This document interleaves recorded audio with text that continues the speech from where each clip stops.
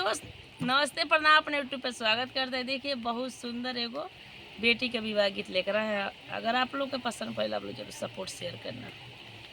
बेटी के पापा पुलिस आवाज हऊँ, बेटी के पापा पुलिस आवाज हऊँ। अरे पैसा भरल बेग लेके घूम रे लालनवा, पैसा भरल बेग लेके घूम रे लालनवा। बेटा के पापा भिखारिया जे हऊँ, बेटा के पापा भिखारिया जे हऊँ। अरे पैसा खातिर बेटा अपन बेच रे लालनवा, पैसा खातिर बेटा जे बेच रे लालनवा। मड़वे से बोलेली बेटी हो कामनी देई, मड़वे से बोलेली बेटी हो कामनी देई। अरे आजू बापा नौकर खरीदर रे लालनवा, आजू पापा नौकर खरीदर रे लालनवा। मड़वे से बोले दुल्हे कामन राम, मड़वे से बोले दुल्हे कामन राम। अरे आजू दाना नौकर बोला मेरे लालनवा, आजू दाना नौकर बोला मेरे लालनवा। बेटी के चाचा पुलिस आवाज हऊँ, बेटी के चाचा पुलिस आवाज हऊँ। अरे पैसा भरल बेग लेके घूम रे लालनवा, पैसा भरल बेग लेके घूम रे लालनवा।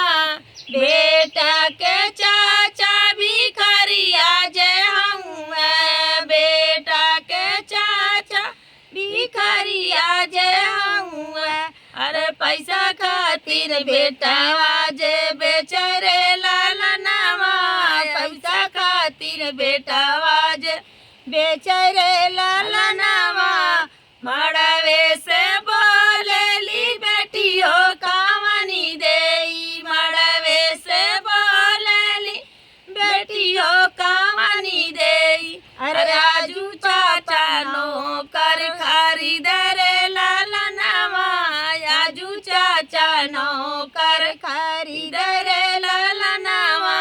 मड़वे से बोले दुल्हे कामन राम, मड़वे से बोल अरे दुल्हे कामन राम। अरे आजू दाना नौकर बोला मेरे लालनवा, आजू दाना नौकर बोला मेरे लालनवा।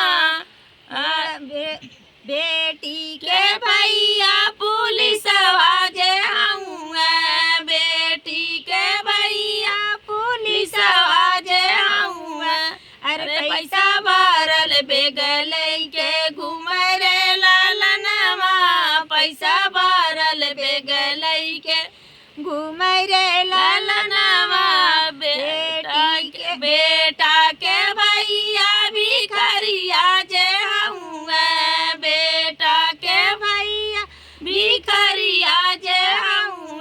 अरे पैसा खातिर बेटा भैया जे बेच रे लालनवा, पैसा खातिर भैया जे बेच रे लालनवा।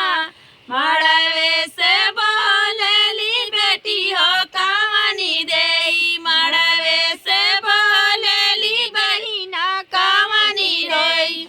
आजू भैया नौकर खरीद रे लालनवा, आजू भैया नौकर खरीद रे लालनवा।